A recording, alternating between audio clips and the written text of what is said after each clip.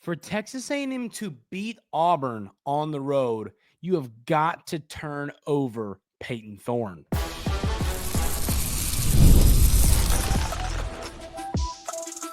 You are Locked On Aggies, your daily podcast on the Texas A&M Aggies, part of the Locked On Podcast Network, your team every day. Welcome on into Locked On Aggies. I'm your host, Andrew Stefaniak. Thanks for making Locked On Aggies your first listen every single day. On the show today, ladies and gentlemen, we're going to talk a little bit about Coach Elko's blunder yesterday, the statement. People are blowing that out of proportion. I'll talk about that at the tail end of the show if you want to hear my thoughts on that. I have some strong opinions on that, so stick around for that. And then we're going to talk about some players that need to play well for the Aggies to beat Auburn on Saturday. And we're also going to talk about the position battles to watch in this game. Getting started, position battles. And to me, the most important one is Payton Thorne versus the secondary of Texas A&M.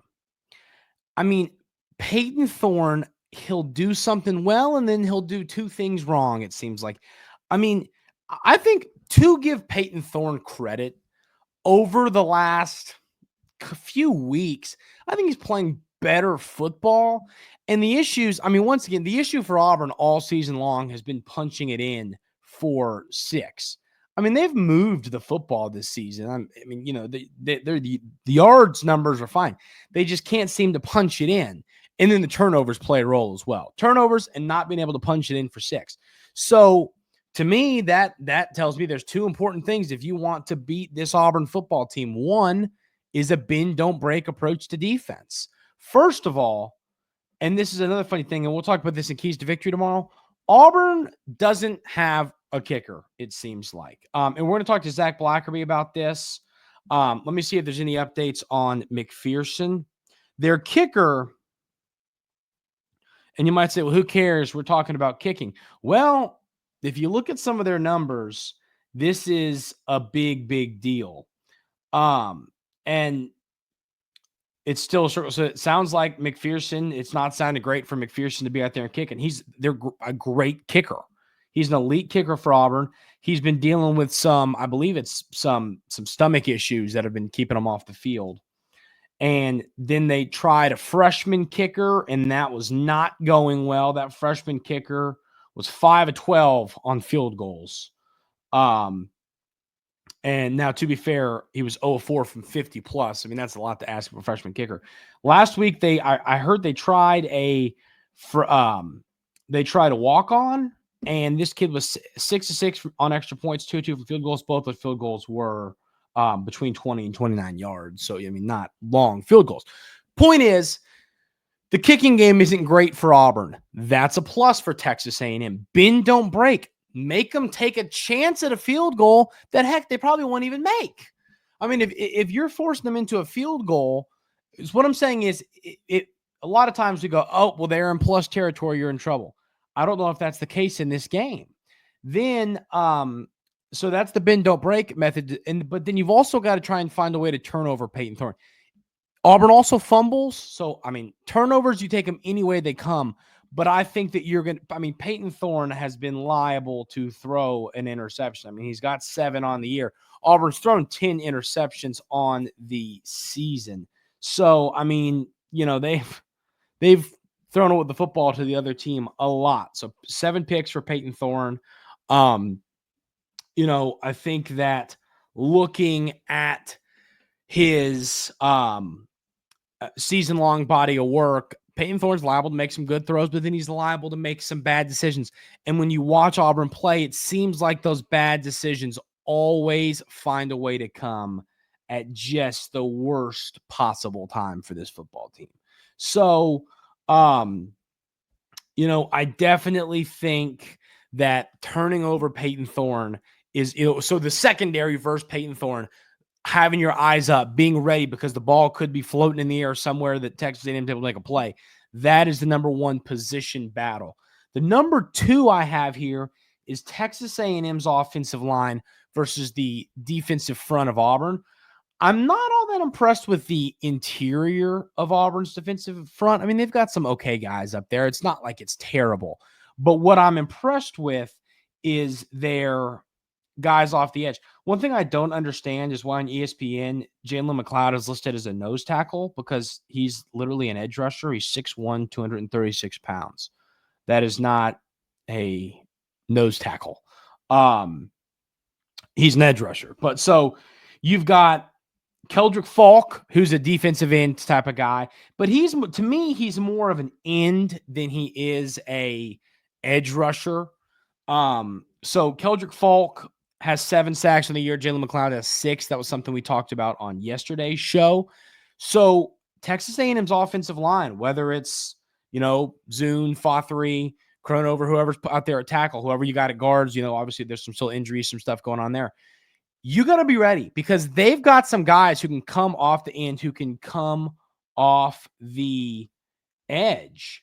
And I mean, knowing that, if you aren't able to slow down these pass rushers, they could be living in Marcel Reed's backfield all game long and making it tough on him. Luckily, he has legs and he's able to bail out. But still, I mean, at the end of the day, you want him to have time to throw when he's going to be throwing the football. So Texas A&M's offensive line needs to show up in this football game. They've got to have a good showing. And I think that's a huge key in this football game, is having your offensive line show up in a game like this with some elite pass rushers. The next thing here is Texas A&M's running backs, so Smith and Daniels, of course, against the front seven of Auburn. Right now, Auburn is 12th in college football in run defense. I believe they're at like 104 yards a game run there. Reason that's important is because, once again, we've watched Texas A&M play enough football this year. They want to run the ball. Now you've got 2 things stacked against you in wanting to run the football. The first thing is Auburn has a really good run defense, according to the numbers. Like I said, 12th best in college football. That's the first thing. The second thing is that you've now got you're down a running back with Le'Veon Moss. You've got a running back in Le'Veon Moss Le'Veon Moss is now done for the year. So now you've got a spot where you've got a running back in Amari Daniels, who we believe in, and we believe he's a solid back, and we believe he's going to be okay, and he's going to have a strong finish to the season. We believe in all that, but he's still got to do it. He's still got to prove that. He's still got to prove that he is capable of doing that.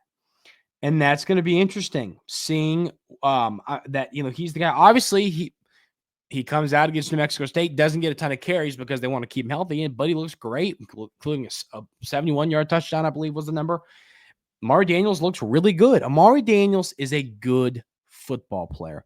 Texas A&M fans need to buy into that. Texas A&M fans need to remember that. I believe that. My concern, once again, is what's after that. I mean, E.J. Smith, it wasn't incredibly efficient against New Mexico State. And we're talking about New Mexico State, who I'm pretty sure has like the worst defense in their conference. Now you're talking about one of the best run defenses in college football, number 12th overall, like Auburn is. The running backs have to play well. And to me, I'll call a spade a spade. I think it's got to be Amari Daniels. I think he's got to be your guy. I think you got to feed him the rock. If you feed him the rock, I think it's going to go a long way. And I think that that's going to help with this team a lot. The next thing I have here is Texas A&M's front seven against Jarquez Hunter. Jarquez Hunter, we've talked about, already over 1,000 yards on the season. I think one of, if not the best running backs in the SEC, probably a top 10, maybe 5 back in college football. They're going to feed him. They're going to try and get him going. Texas A&M needs to be ready for that. They need to know that. They need to be ready to try and slow Jarquez Hunter throughout the course of this ball game. Because once again, the only game that's not the only Power 4 game that Auburn has won this season was against Kentucky. And what happened in that game? Hunter had like 270 rushing yards. Jarquez Hunter is their recipe to winning. Now, if you're a Texas A&M fan, you're hoping that Auburn just throws the ball. That's what you're hoping, because then they're liable to make mistakes. And, the clock's not going to run as much. And, the point is, you want Auburn to throw the football a lot. If they run it a lot, that's when this could get a little bit scary. So those are the top position battles that I am watching in this game. Now we're going to talk about some players that need to play well in this game. And I'll tell you who those names are coming up right here on Locked On Aggies. But first, I want to tell you about our friends over at Mint Mobile. I love a great deal as much as the next guy, but I'm not going to crawl through a bed of hot coals just to save a few bucks. Has to be easy. No hoops, no BS. So when Mint Mobile said it was easy to get wireless for $15 a month with the purchase of a 3-month plan, I called them on it. Turns out it really is that easy to get wireless for $15 a month. The longest part of the process was the time I spent on hold waiting to break up with my old provider. To get started, go to mintmobile.com/lockedoncollege. There you'll see that right now, all 3-month plans are only $15 a month, including the unlimited plan. To get this new customer offer and your new 3-month premium wireless plan for just $15 a month, go to mintmobile.com/lockedoncollege. That's mintmobile.com/lockedoncollege. Cut your wireless bill to $15 a month at mintmobile.com/lockedoncollege. $45 upfront payment required, equivalent to $15 a month. New customers on first 3-month plan only. Speed slower above 40 GBs on the unlimited plan. Additional taxes, fees, and restrictions apply. See Mint Mobile for details.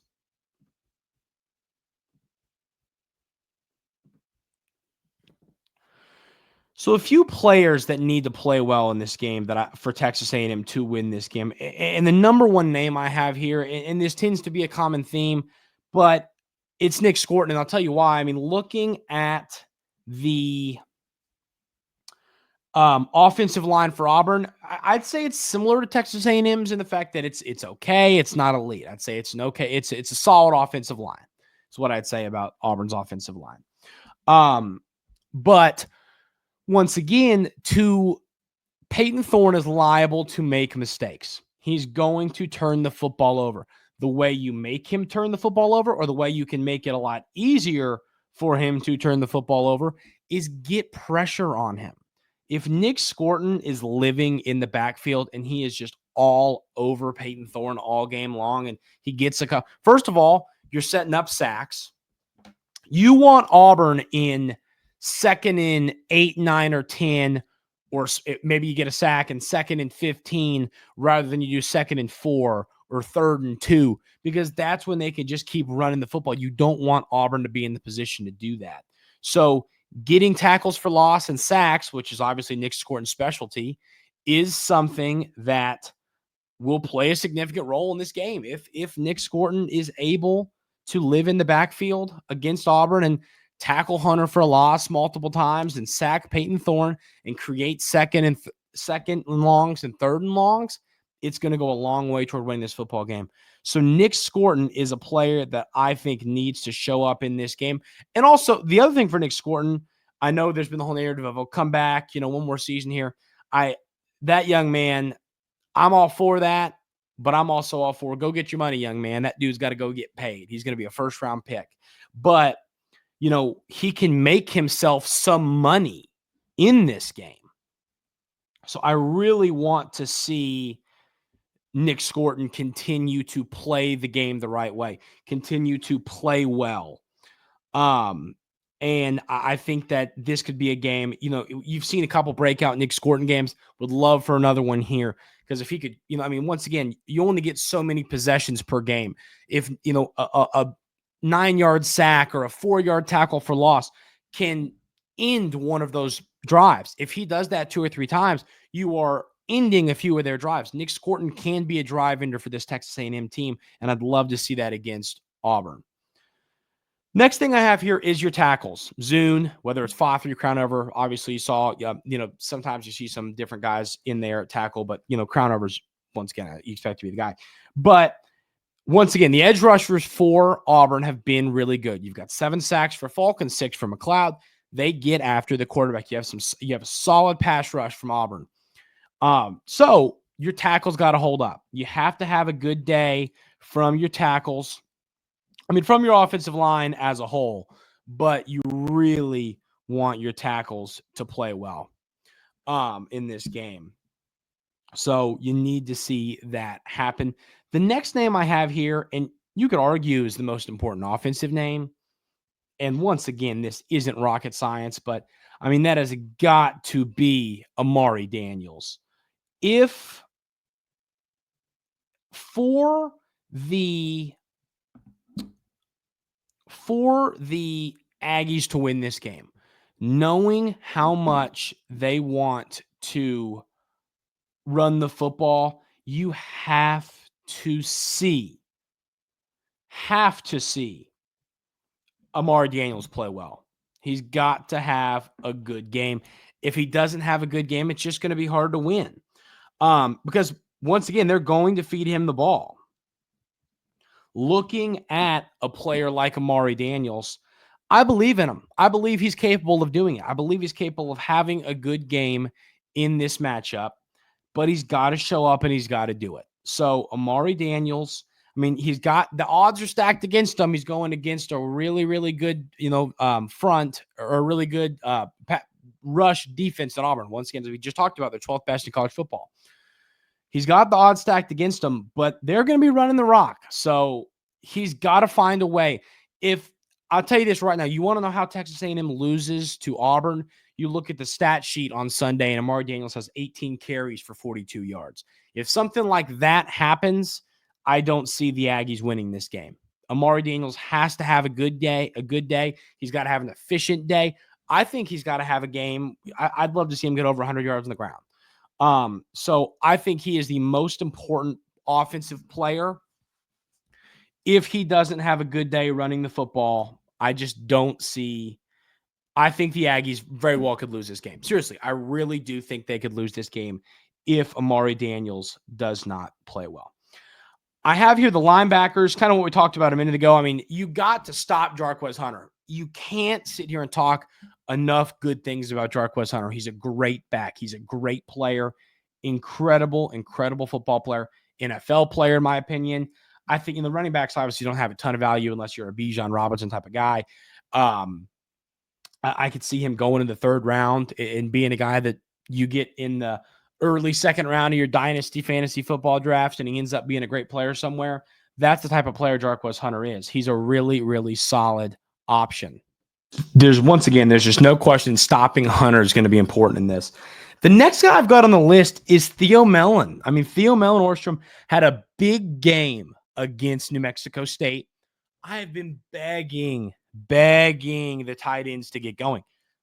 The way that Coach Klein used Sanat last year, I really thought you were going to see tight ends get used more. Is it a skill issue? Is it maybe our tight ends just aren't great issue? I thought that was part of it. And once again, we're talking about a performance against New Mexico State. You would need to see something like this happen against an Auburn or a Texas to have some confidence. But I fully believe Theo Mellon-Orstrom's a solid player. Feed him the football.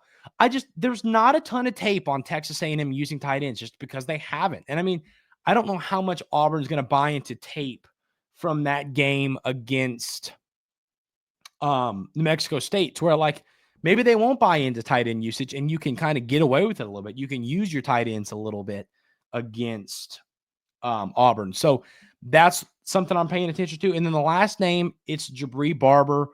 I still think from the tape during the bye week, and I rewatched all of Texas A&M's games, I think that Jabri Barber is the guy that can get open the best. I really do believe that. I think I want to see more Bethel Roman. There's lots of guys I want to see in this room, but I think Jabri Barber is the guy that can get open and can create separation. You'd love to see him for when Texas A&M does need to throw the football. You would love to see Jabri Barber be open and help this team down the field. So those are the players that I think need to play well for Texas A&M. We saw a funny quote come out yesterday from Coach Elko where he accidentally says Texas instead of Auburn. I'm going to talk about why it's funny but irrelevant coming up right here on Locked On Aggies. First, I can tell you about our friends over at Skylight. Maybe gift giving isn't your love language. You overthink it and wind up with something disappointing or nothing at all. We've got the perfect gift for you. Skylight Frame is the touchscreen digital photo frame your whole family will love. Upload thousands of photos with your phone and watch them appear in seconds. It's so easy to use. Setup takes less than 60 seconds. Seamless sharing. Invite friends and family to easily share photos via the free Skylight mobile app or email. No account or subscription required. My grandparents have one of these that my uncle got for them, and I'm just telling you, I love it. It's so easy to use. It's fun to share photos. Whenever I get a cool picture from work or I'm traveling, or I add photos to the frame for my grandma and grandpa, and they love it. And now, as a special limited time offer for our listeners, get $20 off your purchase of a Skylight frame when you go to skylightframe.com/college. That's skylightframe.com/lockedoncollege. Get $20 off your first purchase. Now at skylightframe.com/college. Also want to tell you about our friends over at FanDuel. Get ready to tackle the NFL action with FanDuel, America's #1 sportsbook, because right now new customers can bet $5 and get $150 in bonus bets if you win. The FanDuel Sportsbook app gives you everything you need to place live bets on the NFL all in one place. So when you get a hunch in the middle of the game, you can check out the latest stats, view live play-by-play, and so much more on the same page where you place your bets. Just visit FanDuel.com to join today. You'll get started with $150 in bonus bets if you win your first $5 bet. That's FanDuel.com. Never waste a hunch and make every moment more with FanDuel, an official sports betting partner of the NFL. So we've got to talk for a few moments here about the discussion that is what Coach Elko accidentally said the other day. So, it's really, really funny to me. And once again, this is a funny quote. So Coach Elko was asked about, hey, what's coming up on the 30th? You play Texas, obviously. How are you kind of keeping your team focused on this game? Is it even a thought when, Texas being a thought? Coach Elko gives a solid answer.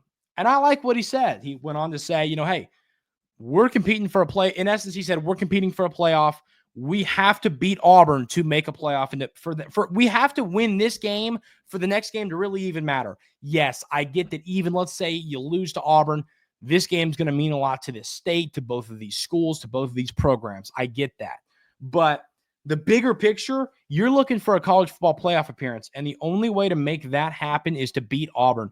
Coach Elko goes on to accidentally say, so yes, our sole focus is, of course, on, and then he says Texas instead of Auburn.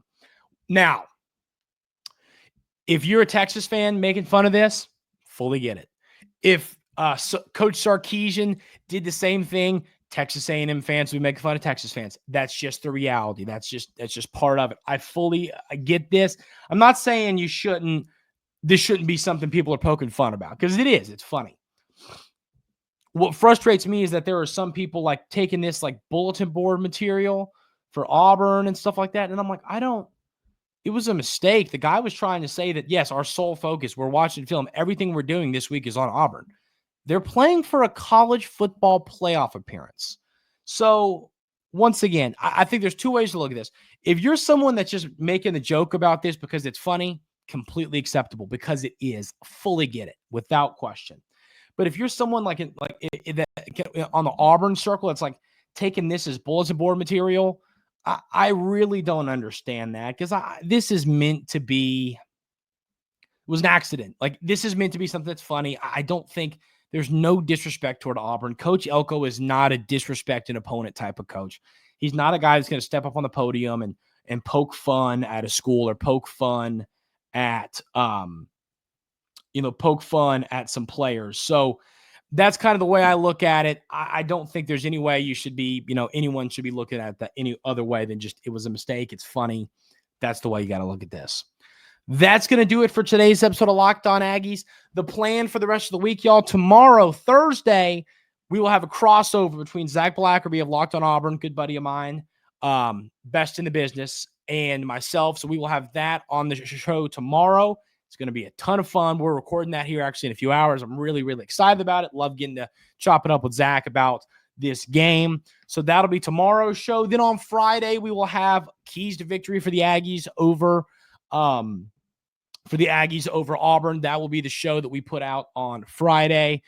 If you haven't already, hit that subscribe button on YouTube. Helps the show a lot. Hit the thumbs up button on YouTube. Does the same thing, helping the show. If you're listening on our podcast platform, leave a 5-star review, subscribe, like, everything you can do there, do it as well, because that helps me just as much. I really, really appreciate it. Like I said, crossover with Zach Black will be Locked On Auburn tomorrow. It's going to be a fun one. Keys to victory on Friday. Hope everyone has a great rest of their day today, and we will see you tomorrow right here on Locked On Aggies.